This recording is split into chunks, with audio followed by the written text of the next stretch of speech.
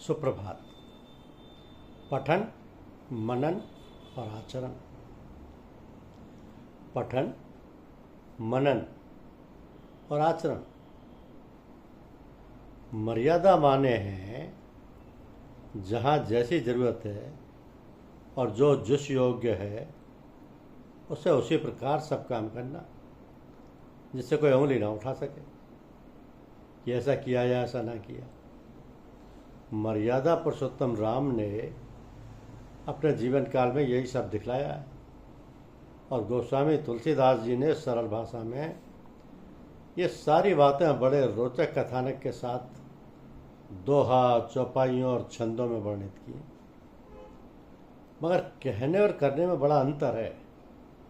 न जाने कितने लोग रामायण का पाठ नित्य करते हैं किंतु जीवन में उसको उतार नहीं पाते। कुछ लोग पढ़कर इतने भावुक बन जाते हैं कि दिन रात रामायण की चौपाइयों को ही पढ़ा करते हैं, पर समय पर अपना कर्तव्य भूल जाते हैं। इसलिए चाहिए कि हम थोड़ा पढ़ें, उस पर एकांत में बैठकर मनन करें और फिर उसको आचरण में यानी व्यवहार में लाने का प्रयत्न करें। तभी हमारे जीवन में परिवर्तन आ सकता है। तो जीवन में परिवर्तन लाने के लिए हमें सतत जागरूक रहना चाहिए। हमें अपनी प्रत्येक छोटी से छोटी गतिविधि पर ध्यान रखना चाहिए। हमारी गतिविधि क्या है, कैसी है और किस लिए है, इस पर पूरी तौर से ध्यान रखना चाहिए। हम कहीं के लिए चलते हैं तो चलने से पहले सोचते हैं कि हमें फला काम के लिए जाना है। काम क्या है, किस लिए है, उससे हमारा या किसी अन्य का नुकसान तो नहीं है, इत्यादि बातों पर पहले से ही खूब गौर कर लेते हैं। इस प्रकार हमें सोच विचार कर कदम उठाना चाहिए।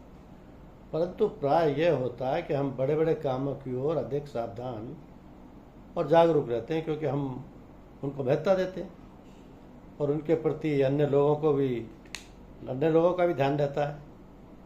किंतु दैनिक जीवन की जो छोटी मोटी मामूली बातें हैं उन पर बिल्कुल ध्यान नहीं जाता है। जैसे आप किसी साधारण काम के लिए कहीं जा रहे हैं और कोई परिचित मिल जाए, यदि उन्होंने पूछा कि कहाँ जा रहे हैं तो आप तपाक से बोल पड़ते कहीं नहीं। ये बात बहुत साधारण सी है जिसकी कोई महत्ता हमारे दिल दिमाग में नहीं है, मगर जैसे बूंद बूंद करके घड़ा और तालाब भर जाते हैं, ऐसे ही बूंद बूंद करके या बूंद बूंद टपकते टपकते खाली हो जाते हैं। तो उसी प्रकार हमारा जीवन इन छोटी छोटी बातों में बनावट करने से बनावटी हो जाता है और तब हमारा स्वभाव भी बनावटी हो जाता है।